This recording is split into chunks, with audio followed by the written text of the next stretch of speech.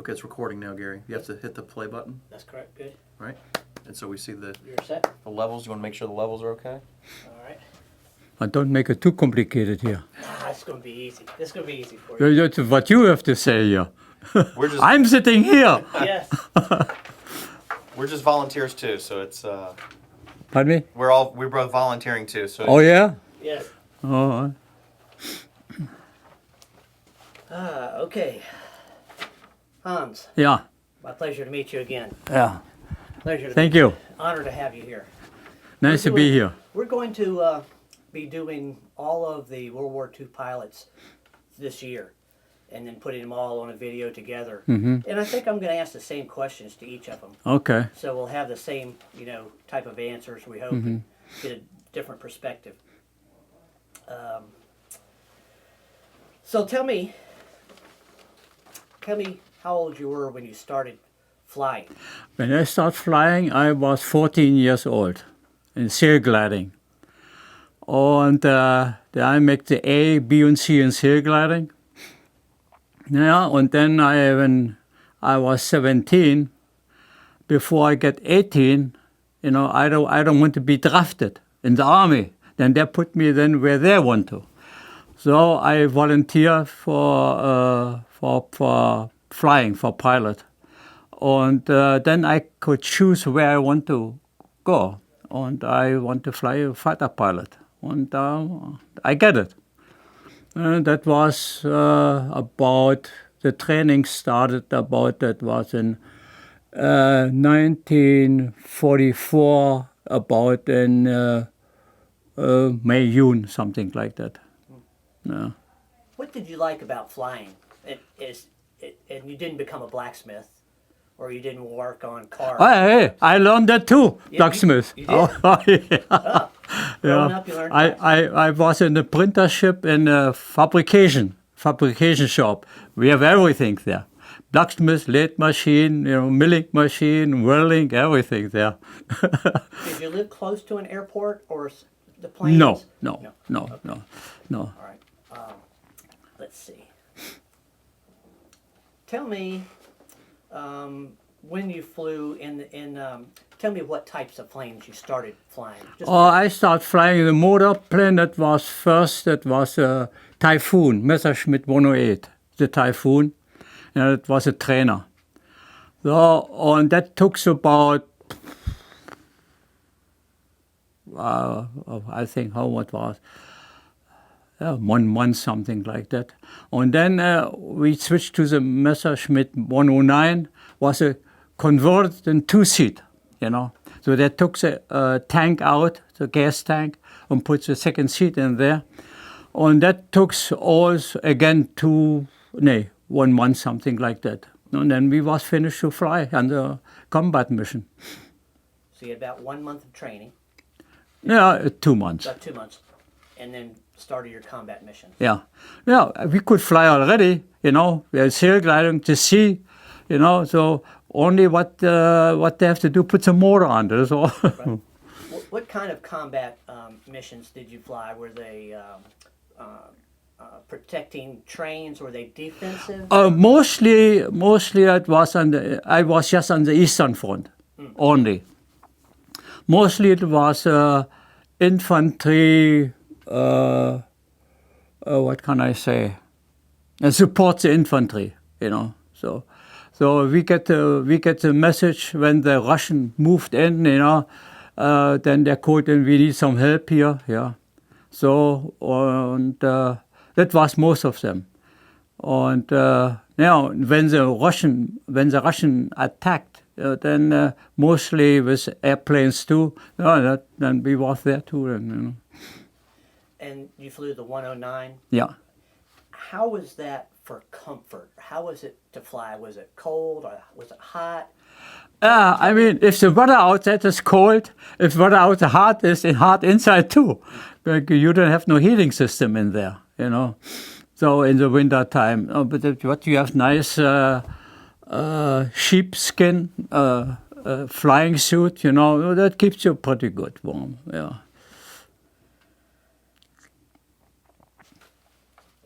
Do you have any missions that you remember that you did that stood out in your memory that you thought were interesting?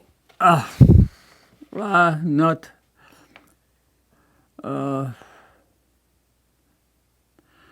It was always mostly the same thing, not easy, and sometimes a little bit difficult, And I tried once von Marseille his tactic, if the Russian airplane make a turn, you have to almost you have the feeling for that, when he make a right turn, and then cut him off properly, and he flying right in your bulletin, that was Marseille's tactic, and I tried it once, and that works, And the easiest was, I think that was the last one, that was a Rata. We have the Rata here too. And I couldn't believe it. It's an old airplane, I couldn't believe it's a Rata. Usually, I flew like Hartmann did it. The Russian airplane was good protected, you have to fly pretty close, to get the result. So, but with the radar was it different, because the radar, if they make a turn like a rabbit, make almost 90 degrees, you're passing by them, So, and I get down with speed, so in case he make a turn, so I can follow them, So, but he didn't turn, so I get them. What kind of planes were the Russians flying? Do you remember? Oh, that was a Jack. That was a Ichi. I never get it right, the word. And the MiG. And that was the three main what I shot down. After the war, and you were coming home, how is that to adjust from the military combat to home? Yeah, I mean, I was not so many times in combat. For me, was it pretty easy. For me, I was just half year, maybe a little bit, half year, 6 months, something like that. So for me, that was pretty easy to adjust the living. But the living in Germany after 45 and after the war was difficult, very difficult, So no work, and no food, and no money. And what I have done for a while, I was on the black market.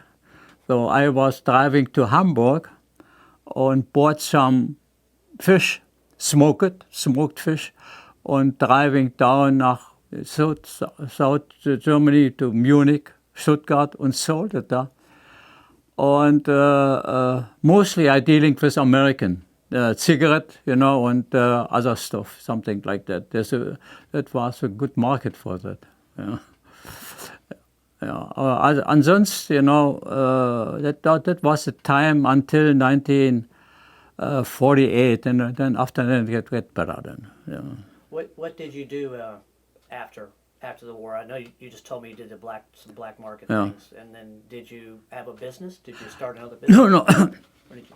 No, after that I was going to school, to engineer school, So, no, before I go to school, I was working in the machine shop, and then I have the money, I go to school, engineer school, and then I was working for a while in the engineer office, and then I switched to the other company to make some kind of other production stuff, So until I come here to United States.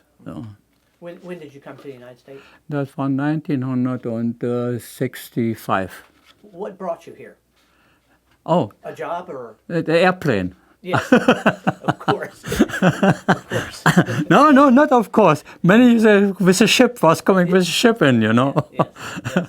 No, what me brought here, it was Not the work. I make good money over there. Good. I have a good job and good money. But that was more political, because the soldier from World War II, they were treated not nicely, And then you have then should then that, you don't have that, and all that, and I didn't like it. And the politic was going this way too. So, and then I said, I was married, just a short time. So I said, let us go, So we was thinking about either with Canada or United States. Now finally we make it to United States.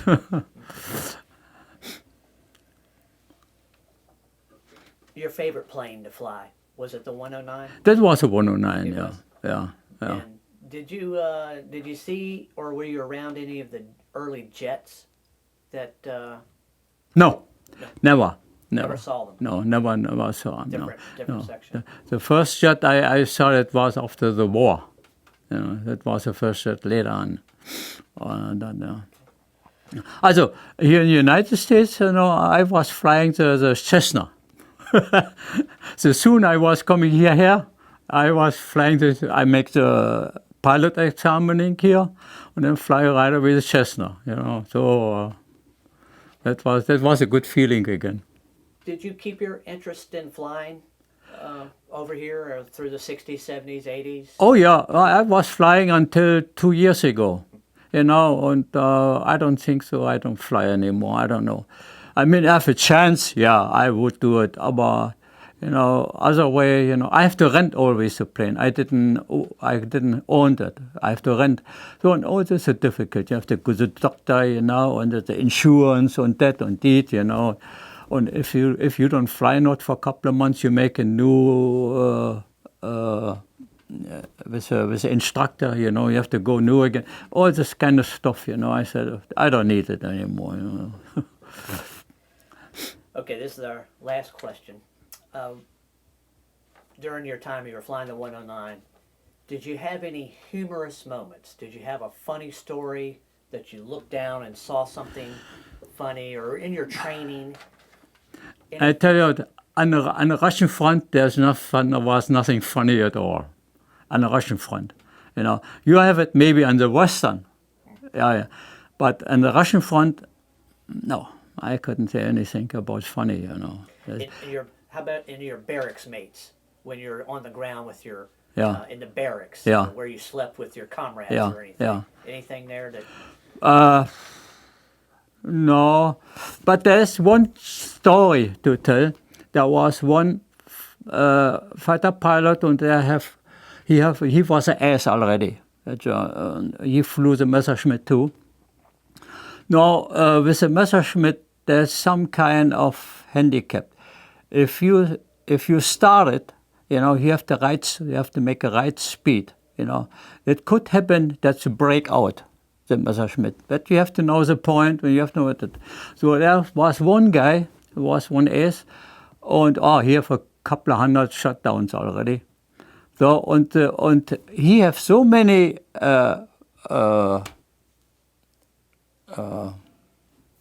Now what can I say? I forgot the name. Now, anyway, when he started, the plane break out, he get grounded. He got down. So and the story was this way. They said he ruined much more airplane by himself than he shut down. It was a joke, but so he could not fast enough go up, and then that happened, Hans, that's all I have for you today. Okay. And I want to thank you again. You're welcome. Thanks for coming by. You're welcome. And we're certainly happy to have you here. Let me take that microphone off Sure. right there again, sir. I don't need it anymore. No more. Okay. Thank you very much. You're welcome. Are you staying to see the B-25 today? Oh, when that's going on? Yeah. I think they're going to fly at about 12:15. Oh, it's afternoon. Yeah, the pilot is going to speak from 11 to 12. that he used to fly back in the war over in the Pacific. I think he did. Uh-huh. And then I Oh, think he's still in duty? no, No. no, he's retired. Uh-huh. Stop this. Yes, you can. And